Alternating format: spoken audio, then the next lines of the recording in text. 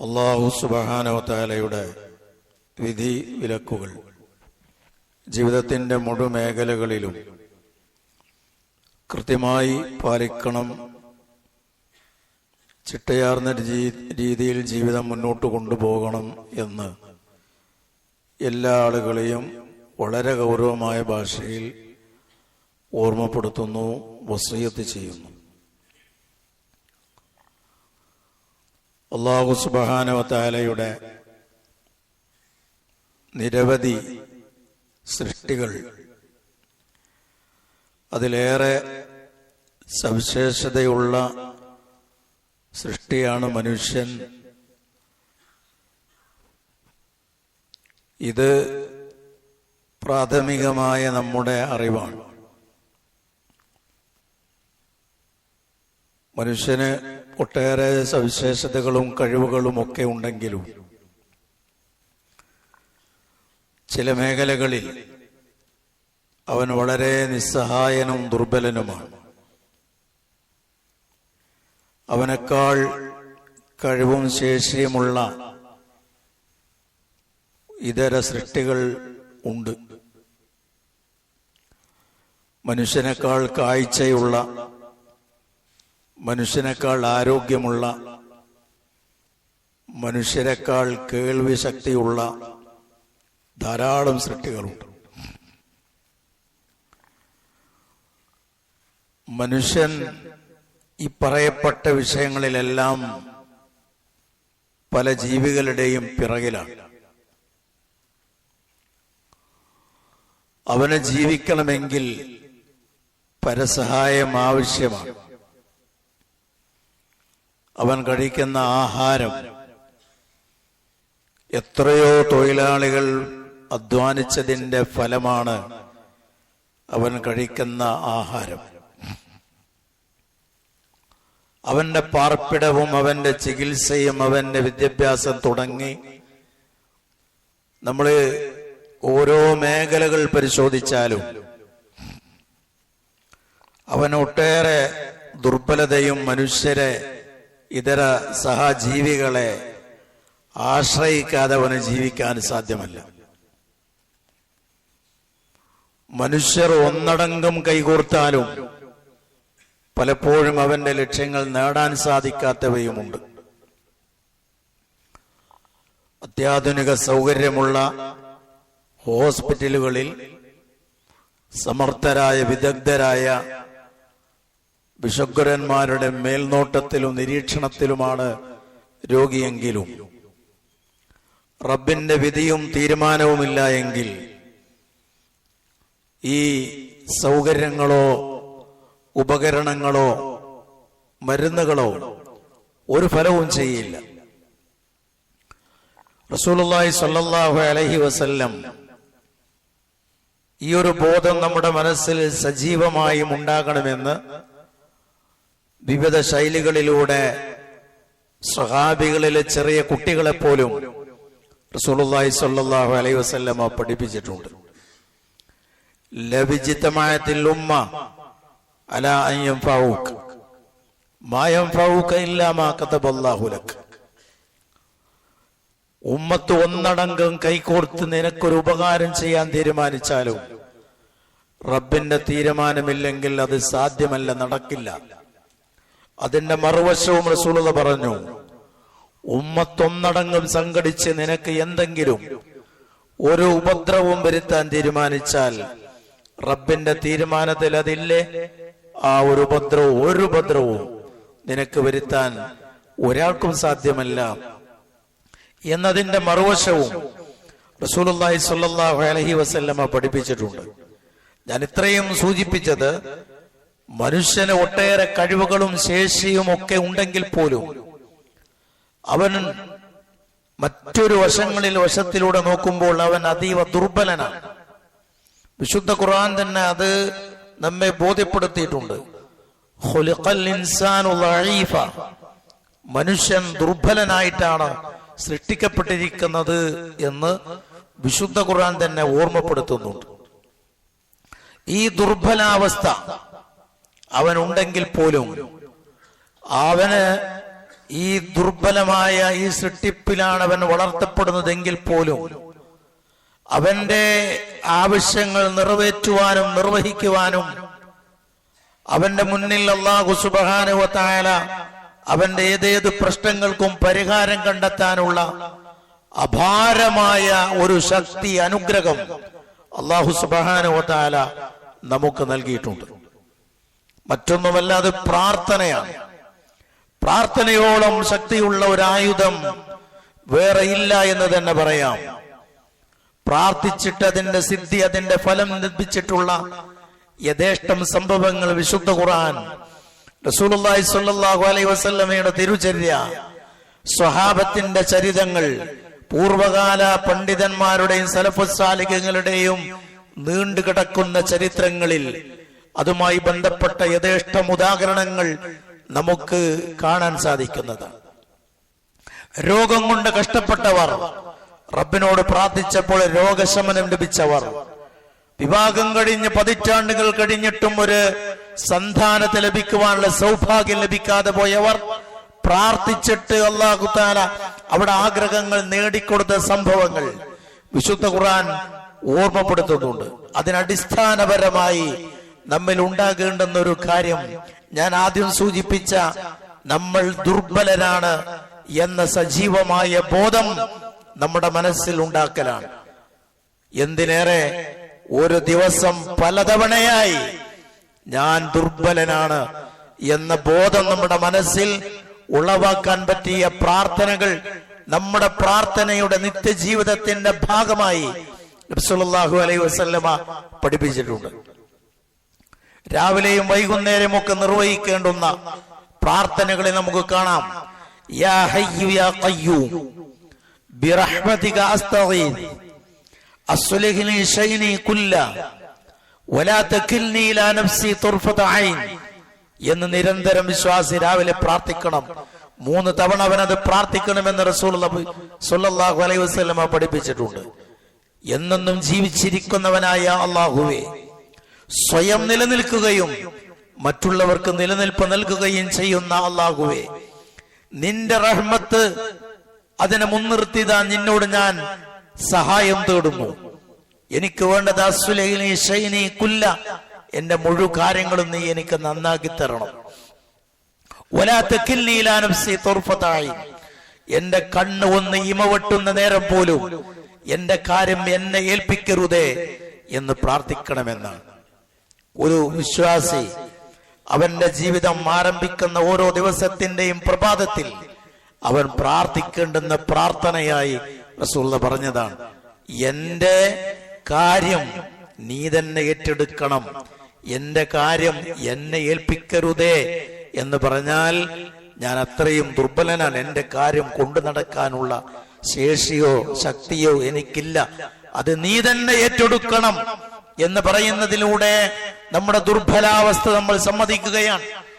ഞാൻ അതീവ ദുർബലനാണ് നമ്മൾ അല്ലാഹുവിനോട് ഏറ്റു പറയുകയാണ്.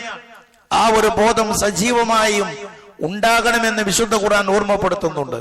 മൊത്തത്തിൽ മനുഷ്യ വർഗത്തെ വിളിച്ചിട്ട് അല്ലാഹു തആല പറഞ്ഞു, യാ അയ്യുഹന്നാസ്, മനുഷ്യരെ, അൻതുമുൽ ഫുഖറാ, നിങ്ങൾ ദരിദ്രരാണ്, നിങ്ങൾ പരമദരിദ്രരാണ്, നിങ്ങൾക്ക് ഏതൊരാവശ്യത്തിനും നിങ്ങൾ റബ്ബിനെ ആശ്രയിക്കേണ്ടി വരും.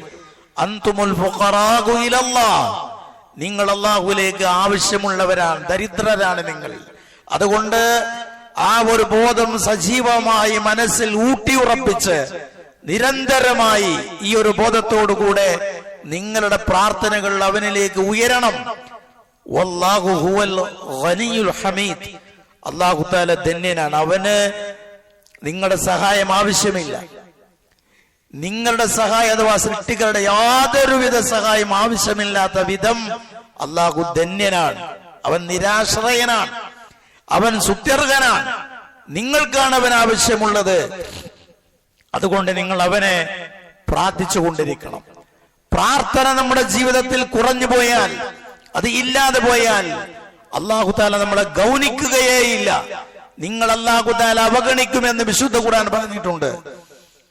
ഖുൽ മാ യഅബഉ ബികും റബ്ബി ലൗലാ ദുആഉകും, നിങ്ങളുടെ പ്രാർത്ഥന ഇല്ലായിരുന്നുവെങ്കിൽ നിങ്ങളെ അവൻ ഗൗനിക്കുകയേയില്ല എന്ന് വിശുദ്ധ ഖുർആൻ പറഞ്ഞിട്ടുണ്ട്. ഇവിടെ നിങ്ങളുടെ പ്രാർത്ഥനയില്ലായിരുന്നുവെങ്കിൽ എന്ന് പറഞ്ഞതിന് പണ്ഡിതന്മാർ നൽകിയിട്ടുള്ള വ്യാഖ്യാനങ്ങൾ പദങ്ങളിൽ വ്യത്യാസമുണ്ട് എന്നതല്ലാതെ ആശയത്തിൽ ഒരു വ്യത്യാസവുമില്ല. 4 വ്യാഖ്യാനങ്ങൾ പണ്ഡിതന്മാർ പറഞ്ഞതായി കാണാം. ആ 4 വ്യാഖ്യാനങ്ങളും പദങ്ങളിൽ വ്യത്യാസമുണ്ട്, പക്ഷെ ആശയം ഒന്നാണ്. ഒന്ന് പണ്ഡിതന്മാർ പറഞ്ഞത് ലൗല ഈമാനുക്കും, നിങ്ങൾക്ക് അല്ലാഹുവിൽ അടിയുറച്ച ഈമാൻ ഇല്ലായിരുന്നുവെങ്കിൽ. രണ്ടാമത് പറഞ്ഞത് ലൗല ഇബാദത്തുക്കും, നിങ്ങൾ അല്ലാഹുവിനെ ഇബാദത്ത് ചെയ്യുന്നില്ല എങ്കിൽ. ലൗല ദുആഉക്കും എന്നാണ് മൂന്നാമത്തെ അർത്ഥം, നിങ്ങൾ അല്ലാഹുവിനോട് പ്രാർത്ഥിക്കുന്നില്ല എങ്കിൽ. ലൗല തൗഹീദുക്കും, നിങ്ങൾക്ക് തൗഹീദ് ഇല്ലായിരുന്നുവെങ്കിൽ. ഇതൊന്നുമില്ലെങ്കിൽ അല്ലാഹു തആല നിങ്ങളെ ഒട്ടും ഗൗനിക്കില്ല. നിങ്ങൾ അല്ലാഹു തആല ശ്രദ്ധിക്കുന്നതും നിങ്ങളുടെ ആവശ്യങ്ങൾ നിറവേറ്റി തരുന്നതും നിങ്ങൾ അവനെ ഇബാദത്ത് ചെയ്യുന്നത് കൊണ്ടാണ് എന്ന് അല്ലാഹു സുബ്ഹാനഹു വ തആല വളരെ വ്യക്തമായി നമ്മെ പഠിപ്പിച്ചിട്ടുണ്ട്. സത്യനിഷേധികളുടെ പ്രാർത്ഥനയ്ക്ക് പോലും ആ പ്രാർത്ഥനയ്ക്ക് ഉത്തരം കിട്ടാൻ അവർ അർഹരല്ലെങ്കിൽ പോലും ഇഹലോകത്ത് അവരുടെ ആവശ്യങ്ങൾ അവരുടെ പ്രാർത്ഥനയുടെ ഫലമായി അല്ലാഹു തആല നിറവേറ്റി കൊടുത്തിട്ടുള്ളത് അവന്റെ അത്യുദാരമായ അവന്റെ സ്വഭാവത്തിൽ അവന്റെ സിഫത്തിൽപ്പെട്ടതാണ്. സത്യനിഷേധികളും മുശ്രിക്കുകളും പ്രാർത്ഥിക്കുമ്പോൾ അല്ലാഹു തആല പലപ്പോഴും സ്വീകരിക്കാറുണ്ട്. അവരുടെ ഭൗതികമായ ലക്ഷ്യങ്ങൾ അല്ലാഹു തആല നേടിക്കൊടുക്കാറുണ്ട്. ആ പ്രാർത്ഥന കൊണ്ട് പരലോകത്തൊരു കാര്യവും ഉണ്ടാവില്ല. പക്ഷെ അവരുടെ ഭൗതികമായ ആവശ്യങ്ങൾ അല്ലാഹു തആല നിറവേറ്റി കൊടുക്കാറുണ്ട്. ആ പ്രാർത്ഥന സ്വീകരിക്കപ്പെടുവാൻ അവർ അർഹരായത് കൊണ്ടോ യോഗ്യരായത് കൊണ്ടോ അല്ല, മറിച്ച് അല്ലാഹുവിന്റെ തുല്യതയില്ലാത്തവന്റെ ഫദ്ല് കൊണ്ടാണ്. അതും വിശുദ്ധ ഖുർആൻ തന്നെ ഓർമ്മപ്പെടുത്തിയിട്ടുണ്ട്. മക്കയിലെ മുശ്രിക്കുകൾ അവർ പായക്കപ്പലിലൂടെ സമുദ്രത്തിൽ യാത്ര ചെയ്യുന്ന വേളയിൽ കാറ്റും കോളും വന്ന് അവരുടെ പായക്കപ്പലുകൾ മറിഞ്ഞ് വീട് അത് തകർന്ന് തരിപ്പണമാകാവുന്നൊരു ഘട്ടം വരുമ്പോൾ അവർ അള്ളാഹുവിനെ ആത്മാർത്ഥമായി നിഷ്കളങ്കമായി അള്ളാഹുവിനെ വിളിച്ചിട്ട് അവർ പ്രാർത്ഥിക്കും. അവരെ അല്ലാഹു തആല ആ കടലിൽ നിന്ന് ആ പ്രതിസന്ധി ഘട്ടങ്ങളിൽ നിന്നും അല്ലാഹു തആല അവരെ രക്ഷപ്പെടുത്തും. കരക്ക് വന്നാൽ പിന്നെ അവർ വീണ്ടും അല്ലാഹുവിൽ ശിർക്ക് ചെയ്യുന്ന നന്ദി കെട്ട വർഗമായി അവർ മാറുമെന്ന് വിശുദ്ധ ഖുർആൻ പലയിടങ്ങളിലും പറഞ്ഞിട്ടുണ്ട്. അതിലൊന്ന് സൂറത്ത് അങ്കബൂത്തിലാണ്.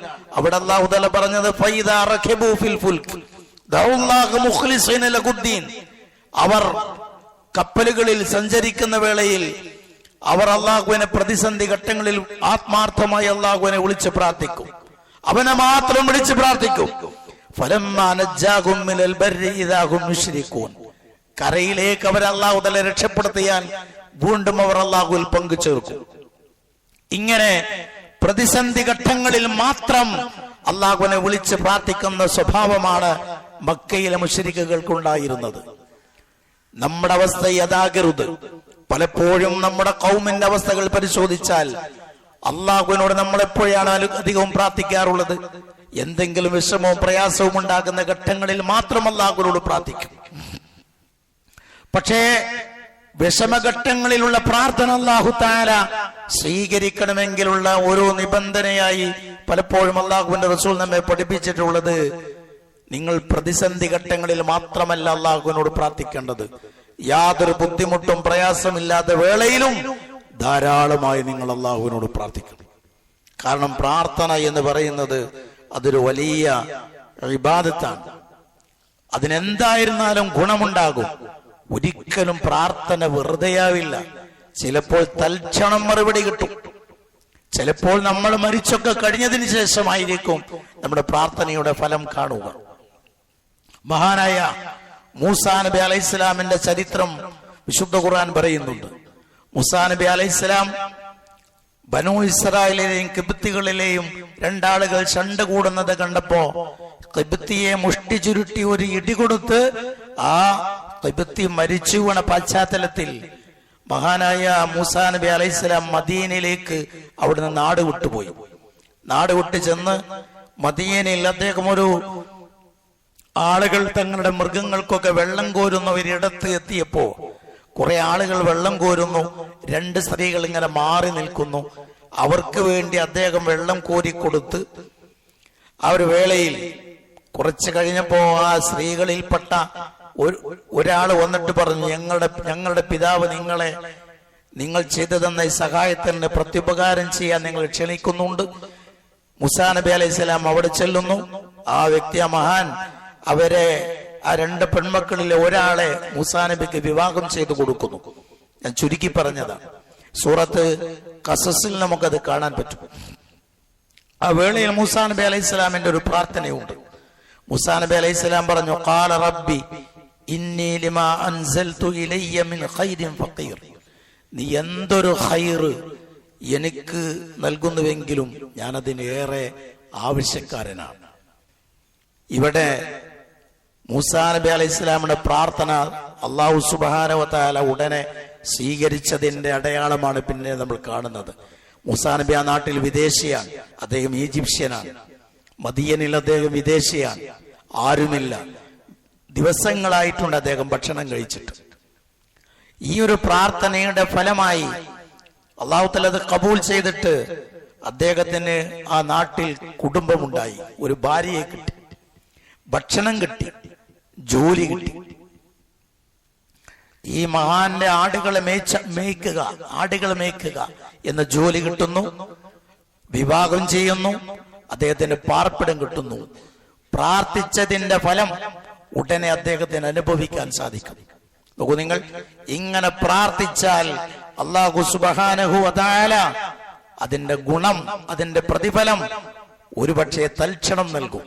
റസൂലുള്ളാഹി സ്വല്ലല്ലാഹു അലൈഹി വസല്ലം തന്നെ പറഞ്ഞു. മറ്റൊരു പ്രാർത്ഥന നമുക്കൊക്കെ നിർബന്ധമായി നമ്മൾ ശ്രദ്ധിക്കേണ്ടുന്ന കാര്യമാണ്. ശരീരത്തിൽ എവിടെയെങ്കിലും വേദന അനുഭവപ്പെടുന്നുവെങ്കിൽ, വേദനയുള്ള ഭാഗത്ത് കൈവെക്കുക. ഉദാഹരണം, ഇവിടെ നമുക്ക് വേദനയുണ്ടെങ്കിൽ ഇവിടെ കൈവച്ച് ബിസ്മില്ലാ ബിസ്മില്ലാ ബിസ്മില്ലാ എന്ന് 3 തവണ ചൊല്ലി ബിസ്മി ചൊല്ലി അഊദു ബിഇസ്സത്തില്ലാഹി വ ഖുദ്റതിഹി മിൻ ശർരി മാ അജിദു വ ഉഹാദിർ എന്നൊരാൾ 7 തവണ പ്രാർത്ഥിച്ചാൽ ആ വേദനക്ക് അല്ലാഹു തആല ശമനം നൽകുമെന്ന് പറഞ്ഞിട്ടുണ്ട്. അങ്ങനെ പ്രാർത്ഥിച്ച് അതിന്റെ ഫലം ലഭിച്ചിട്ടുള്ള യഥേഷ്ടം ആളുകളുണ്ട്.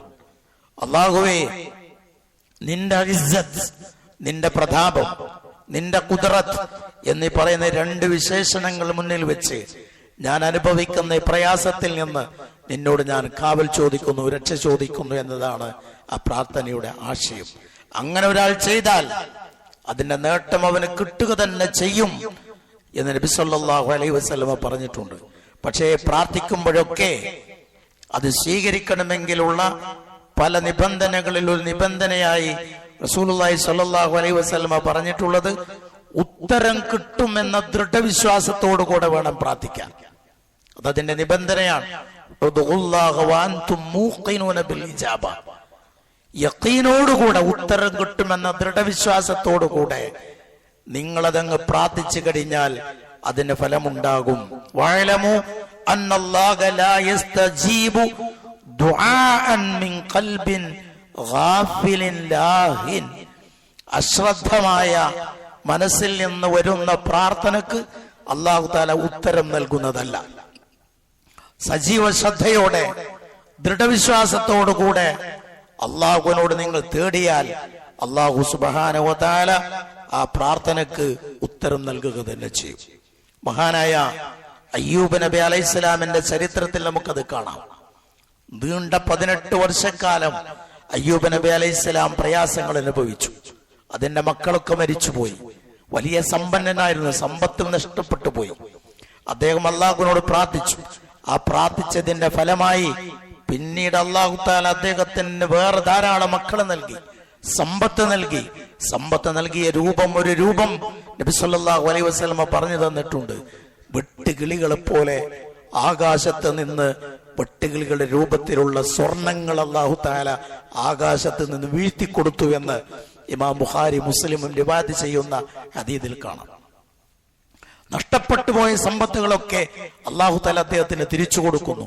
വെട്ടുകിളികൾക്ക് അതേപോലെയുള്ള വെട്ടുകിളികളുടെ രൂപത്തിലുള്ള സ്വർണങ്ങൾ ഇങ്ങനെ മഴയായി അയ്യൂബ് നബി അലൈഹിസ്സലാമിന് അല്ലാഹു തആല വർഷിപ്പിച്ചു കൊടുത്തു എന്ന് വളരെ പ്രബലമായ ഹദീസിൽ നമുക്ക് കാണാം. ആ വിധം അല്ലാഹു സുബ്ഹാനഹു വ തആല അദ്ദേഹത്തിന്റെ പ്രാർത്ഥന സ്വീകരിച്ച് അദ്ദേഹത്തിന് ഇഹലോകത്ത് വെച്ച് തന്നെ അതിന്റെ പ്രാർത്ഥനയുടെ ഫലം അല്ലാഹു തആല കാണിച്ചു കൊടുക്കുകയും അദ്ദേഹത്തിന് സുഭിക്ഷമായ ജീവിതം നയിക്കാനുള്ള അവസരം അല്ലാഹു തആല വീണ്ടും നൽകിയെന്ന് വിശുദ്ധ നബി സല്ലല്ലാഹു അലൈഹി വസല്ലമയുടെ വാചകത്തിൽ നമുക്ക് കാണാൻ പറ്റുന്ന കാര്യമാണ്.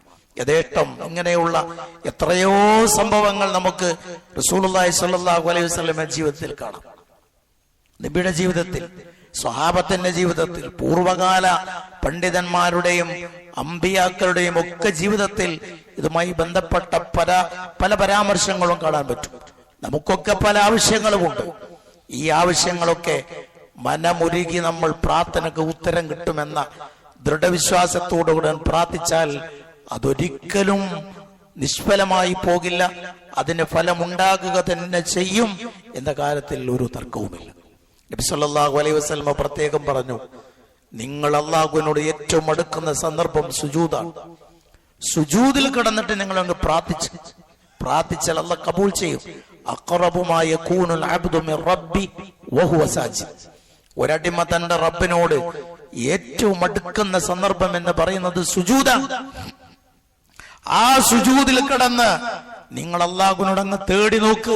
നമുക്ക് ഇങ്ങ് തേടി നോക്കിയാൽ ഉത്തരം കിട്ടും. റബ്ബേ, നമുക്ക് റബ്ബനാ ആതിനാ ഫിദ്ദുനിയ ഹസന വഫിൽ ആഖിറതി ഹസനതൻ വഖിനാ അദാബന്നാർ. ഈ പ്രാർത്ഥന അറിയാത്ത ആരുമുണ്ടാവില്ല. സുജൂദിൽ കിടന്നിട്ട് ഇതങ്ങ് പ്രാർത്ഥിച്ചു നോക്ക്. നമ്മുടെ ഇഹപര ജീവിതവുമായി ബന്ധപ്പെട്ട അവിടെ നമുക്ക് കിട്ടേണ്ടുന്ന സകല കാര്യങ്ങളും ഈ ഹദീസിലുണ്ട്. റബ്ബനാ ആതിനാ ഫിദ്ദുനിയ ഹസന, അല്ലാഹുവേ ദുനിയാവിൽ എനിക്ക് നീ ഹസനത്ത് നൽകണം. ദുനിയാവിലെ ഹസനത്ത് എന്ന് പറഞ്ഞാൽ അത് നല്ല നാഫിയായ ഇൽമാണ്, ഉപകാരപ്രദമായ അറിവാണ്. ആ അറിവിനനുസരിച്ചുള്ള പ്രവർത്തനമാണ്. നല്ല മക്കളാണ്, നല്ല ഭാര്യയാണ്, നല്ല കുടുംബമാണ്, നല്ല വീടാണ്. ഇങ്ങനെയുള്ള എല്ലാ ഹസനാത്തും അതിൽ ഉൾപ്പെടും. അതിന് എനിക്ക് നൽകണേ എന്നാണ്.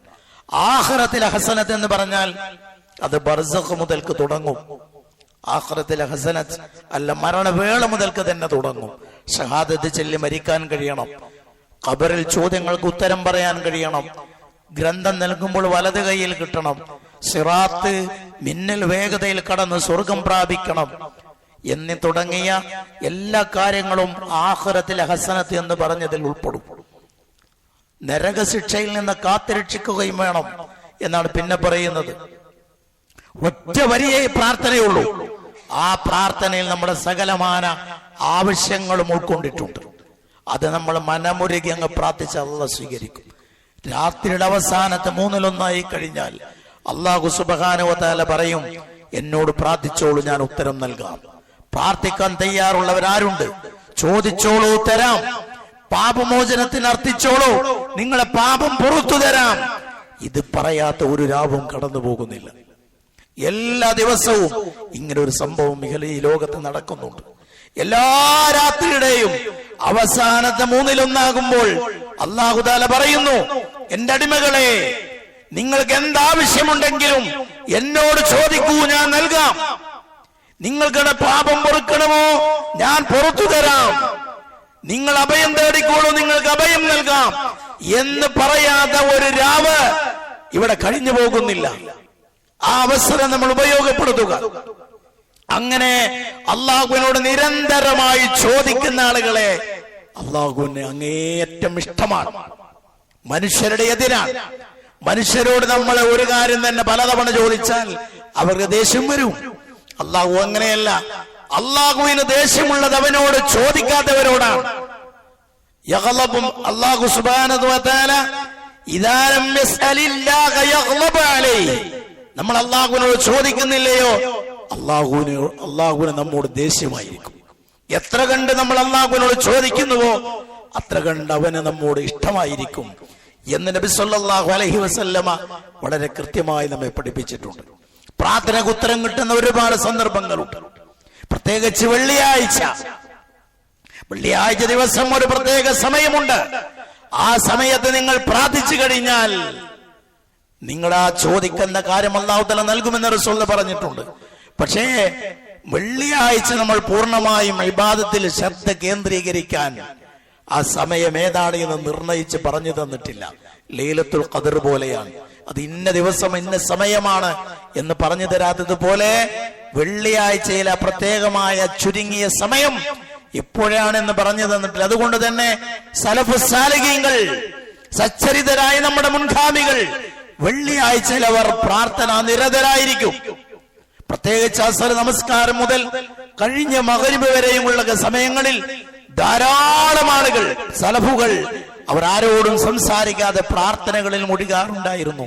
അതുകൊണ്ട് വെള്ളിയുടെ ഈ പകൽ അത് പ്രത്യേകമായി അല്ലാഹുവിനോട് നമ്മുടെ ആവശ്യങ്ങൾ പറയാൻ, ബാങ്കിന്റെയും ഇഖാമത്തിന്റെയും ഇടക്കുള്ള സമയം അല്ലാഹുവിനോട് നമ്മുടെ ആവശ്യങ്ങൾ പറയാൻ, രാത്രിയുടെ അന്ത്യയാമങ്ങളിൽ നമ്മുടെ ആവശ്യങ്ങൾ അല്ലാഹുവിനോട് പറയാൻ, അതിന് നമുക്ക് സമയം കണ്ടെത്തിയാൽ, അത് നമുക്ക് സാധിച്ചാൽ നമ്മുടെ ആഗ്രഹങ്ങൾ അല്ലാഹു തആല നിറവേറ്റിത്തരുമെന്ന് അല്ലാഹു തആല തന്നെയാണ് നമുക്ക് വാക്ക് തന്നിട്ടുള്ളത്.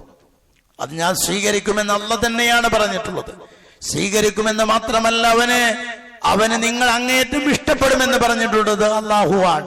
അത് ഉപയോഗപ്പെടുത്തുവാൻ നമ്മൾ ശ്രദ്ധിക്കുക, ശ്രമിക്കുക. അല്ലാഹു തആല നമ്മെ അനുഗ്രഹിക്കുമാറാകട്ടെ. അൽഹംദുലില്ലാഹി റബ്ബിൽ ആലമീൻ വസ്സലാത്തു വസ്സലാമു അലൽ അക്മലാനി അലൽ മബ്ഊസ് റഹ്മത്തൻ ലിൽ ആലമീൻ വഅലാ ആലിഹി വസ്വഹ്ബിഹി അജ്മഈൻ. അമ്മാ ബഅദ്. ഇത്തഖുല്ലാഹ ഇബാദല്ലാഹ്. അല്ലാഹുവിന്റെ വിധിവിലക്കുകൾ അനുസരിച്ച് ജീവിക്കണമെന്ന് ഒരിക്കൽ കൂടി എല്ലാ ആളുകളെയും ഓർമ്മപ്പെടുത്തുന്നു, വസിയത്ത് ചെയ്യുന്നു. സഹോദരന്മാരെ, നമ്മുടെ പ്രാർത്ഥനക്ക് അല്ലാഹു സുബ്ഹാനഹു വ തആല ഉത്തരം തരണമെങ്കിൽ അതിന് ചില നിബന്ധനകൾ പറഞ്ഞിട്ടുണ്ട്. പരലോകത്ത് നമുക്ക് പ്രയോജനകരമായ വിധത്തിൽ നമ്മുടെ പ്രാർത്ഥനക്ക് ഉത്തരം കിട്ടണമെങ്കിലുള്ള നിബന്ധനകളിൽ ഒന്ന് ധൃതി കൂട്ടരുത് എന്നാണ്. ഇസ്തിഅജാൽ പാടില്ല. ഇസ്തിഅജാൽ എന്ന് പറഞ്ഞാൽ എന്താണ്? ധൃതി കൂട്ടരുത് എന്ന് റസൂലുള്ളാഹി പറഞ്ഞു. എന്റെ ഉമ്മത്തിന് ഖൈറുണ്ടാകും അവർ ധൃതി കൂട്ടാത്ത കാലത്തോളം എന്ന് പറഞ്ഞപ്പോ സ്വഹാബത്ത് ചോദിച്ചു, എന്താണ് ഈ ധൃതി കൂട്ടുക എന്ന് പറഞ്ഞതിന്റെ ഉദ്ദേശ്യം? റസൂലുള്ളാഹി സ്വല്ലല്ലാഹു അലൈഹി വസല്ലം തന്നെ പറഞ്ഞു, ഒരാള് അല്ലാഹുവിനോട് അങ്ങനെ പ്രാർത്ഥിക്കും, കുറെ പ്രാർത്ഥിക്കുമ്പോ പിന്നെ അവൻ ആ പ്രാർത്ഥനയൊക്കെ നിർത്തിവെക്കും. അവൻ ചോദിക്കണമെന്നും കിട്ടുന്നില്ല, അവന് തോന്നാൻ ഇതിന് ഗുണമല്ല, ഫലല്ല എന്ന് തോന്നുമ്പോ അവനെ നിർത്തിവെക്കുകയാണ്. യഥാർത്ഥത്തിന് ഗുണമുണ്ട്. അവൻ അങ്ങനെ പ്രാർത്ഥന അങ്ങ് നിർത്തിവെക്കും. അതുണ്ടാകരുത്. അതാണ് ഇസ്തിഅജാൽ എന്ന് നബി സല്ലല്ലാഹു അലൈഹി വസല്ലം പറഞ്ഞിട്ടുണ്ട്. അപ്പൊ നിരന്തരമായി ഇടമുറിയാതെ നമ്മുടെ പ്രാർത്ഥന ഉണ്ടായിരിക്കണം. രണ്ടാമത്തെ കാര്യമായി പറയുന്നത് നമ്മുടെ ഈമാൻ ശരിയായിരിക്കണം. ഈമാൻ ശരിയായ പ്രാർത്ഥനയെ പരലോകത്ത് പ്രയോജനം ചെയ്യും. നബി സല്ലല്ലാഹു അലൈഹി വസല്ലമയോട് ആയിഷ റളിയല്ലാഹു തആല അൻഹ ചോദിച്ചു, അബ്ദുല്ലാഹ് ഇബ്നു ജുദ്ആൻ എന്ന് പറയുന്ന ഒരു വ്യക്തി ജാഹിലിയ കാലത്തിൽ യഥേഷ്ടം പുണ്യകർമ്മങ്ങൾ ചെയ്യുന്ന ആളായിരുന്നു. കുടുംബ ബന്ധം പാലിക്കും, ദാനധർമ്മം ചെയ്യും, അങ്ങനെ ജീവകാരുണ്യ പ്രവർത്തനങ്ങളിൽ സജീവമായ ഒരു വ്യക്തിയാണ് അബ്ദുല്ലാഹ് ഇബ്നു ജുദ്ആൻ എന്ന് പറയുന്ന വ്യക്തി. ആയിഷ റളിയല്ലാഹു തആല അൻഹ റസൂലുള്ളാഹിയോട് ചോദിച്ചു, ഈ വ്യക്തിക്ക് അയാളുടെ സുഹൃതങ്ങൾ പരലോകത്ത് എന്തെങ്കിലും പ്രയോജനം അതുകൊണ്ടുണ്ടാകുമോ എന്ന് ചോദിച്ചപ്പോൾ റസൂലുള്ളാഹി പറഞ്ഞു, പരലോകത്ത് ഒരു പ്രയോജനം അതുകൊണ്ടുണ്ടാവില്ല. കാരണം ഒരിക്കൽ പോലും ഈ വ്യക്തി അല്ലാഹുവിനോട് എന്റെ പാപങ്ങൾ പുറത്തു തരൂ എന്ന് പ്രാർത്ഥിച്ചിട്ടില്ല. മുവഹിദല്ല എന്നർത്ഥം. അയാൾ അല്ലാഹുവിനോട് പ്രാർത്ഥിച്ചിട്ടില്ല. അതുകൊണ്ട് തന്നെ ഈ സുഹൃതങ്ങൾക്കൊന്നും പരലോകത്ത് ഒരു പ്രയോജനം ഉണ്ടാവില്ല. ഇതിന്റെ അടിസ്ഥാനത്തിലാണ് മുവഹിദുകളാണെങ്കിൽ നമ്മുടെ പ്രാർത്ഥന അല്ലാഹു തആല സ്വീകരിക്കുകയുള്ളൂ എന്ന് പറയുന്നത്. മൂന്നാമതായി നമ്മൾ അടിസ്ഥാനപരമായി മനസ്സിലാക്കേണ്ടുന്ന കാര്യം ഞാൻ ആവർത്തിച്ചവിടെ പറഞ്ഞല്ലോ, നമ്മുടെ പ്രാർത്ഥന ഒരിക്കലും അത് പ്രയോജനമില്ലാതെ പോലും എന്തായാലും അതിന് പ്രയോജനമുണ്ടാകും. ചിലപ്പോൾ നമ്മുടെ ജീവിതത്തിൽ തന്നെ അതിന്റെ ഉത്തരങ്ങൾ കിട്ടും, ചിലപ്പോൾ നമ്മുടെ കാലശേഷമായിരിക്കും അതിന്റെ ഗുണം കിട്ടുക. എന്തായാലും പ്രാർത്ഥന ഒരു ഇബാദത്തായതുകൊണ്ട് പരലോകത്ത് എന്തായാലും അതിന്റെ കൂലി കിട്ടുക തന്നെ ചെയ്യും. നബി സല്ലല്ലാഹു അലൈഹി വസല്ലമയുടെ ഒരു ഹദീസിൽ കാണാം, മന ദഅവത്തു അബി ഇബ്രാഹിം, ഞാൻ എന്റെ പിതാവ് ഇബ്രാഹിം നബിയുടെ പ്രാർത്ഥന നിമിത്തമായിട്ട് വന്നതാണ് എന്ന് പറഞ്ഞിട്ടുള്ള ഒരു ഹദീസ് കാണാം. എന്താണ് ഇബ്രാഹിം നബി അലൈഹിസ്സലാം പ്രാർത്ഥിച്ചത്? ഇബ്രാഹിം നബി പ്രാർത്ഥിച്ചത്, അല്ലാഹുവേ ഇവരിൽ ഇവർക്ക് ഗ്രന്ഥം പഠിപ്പിക്കുന്ന, ഹിക്മത്ത് പഠിപ്പിക്കുന്ന, ഇവരെ സംസ്കരിക്കുന്ന ഒരു ദൂതനെ ഇവരിൽ നിന്ന് നിയോഗിക്കണേ എന്ന് ഇബ്രാഹിം നബി അലൈഹിസ്സലാം പ്രാർത്ഥിച്ചിട്ടുണ്ട്. ഈ പ്രാർത്ഥനയുടെ ഫലം കാണുന്നത് ഇബ്രാഹിം നബി അലൈഹിസ്സലാം ഒക്കെ വഫാത്തായി പോയി നൂറ്റാണ്ടുകൾ കഴിഞ്ഞിട്ടാണ് അതിന്റെ ഫലം ഉണ്ടാക്കുന്നത്. ആ പ്രാർത്ഥനയുടെ ഫലമായി അഥവാ അല്ലാഹു തആലയുടെ ഖദറിൽപ്പെട്ടതാണ്. അങ്ങനെയാണ് മഹാനായ മുഹമ്മദ് നബി സല്ലല്ലാഹു അലൈഹി വസല്ലം വരുന്നത്. ഈ സംഭവം ഉദ്ധരിച്ച് പണ്ഡിതന്മാർ പറയുന്നത് കാണാം, നമ്മുടെ പ്രാർത്ഥനയുടെ ഫലം ചിലപ്പോൾ നമ്മുടെയൊക്കെ കാലശേഷമായിരിക്കും അതിന്റെ ഫലം കാണുക. ഇവിടെ നൂറ്റാണ്ടുകൾക്ക് ശേഷമാണ് ഇബ്രാഹിം നബിയുടെ പ്രാർത്ഥന പുലരുന്നത്, കാണുന്നത്. അതുകൊണ്ടാണ് ഒട്ടും നിരാശരാകരുത്. പ്രാർത്ഥിച്ച് അതിന് ഉത്തരം കിട്ടിയിട്ടില്ല, അത് നിഷ്ഫലമായി പോയി എന്നിങ്ങനെയുള്ള ഒരു ചിന്തയും മനസ്സിൽ ഉണ്ടാകരുത്. ഒരിക്കലും അത് വെറുതെയാകില്ല എന്ന് വിശുദ്ധ ഖുർആൻ ഈ ഇതുപോലെയുള്ള ആയത്തുകളിലൂടെ തന്നെ നമ്മെ ബോധ്യപ്പെടുത്തുന്നുണ്ട്. ആ ഒരു ബോധവും നമ്മിൽ ഉണ്ടാകണം, കാത് സൂക്ഷിക്കണം. അള്ളാഹു നമ്മെ അനുഗ്രഹിക്കുമാറാകട്ടെ. സഹോദരന്മാരെ, വളരെ പ്രധാനപ്പെട്ട ഒരു കാര്യം ഞങ്ങളെ ശ്രദ്ധയിൽപ്പെടുത്തുകയാണ്.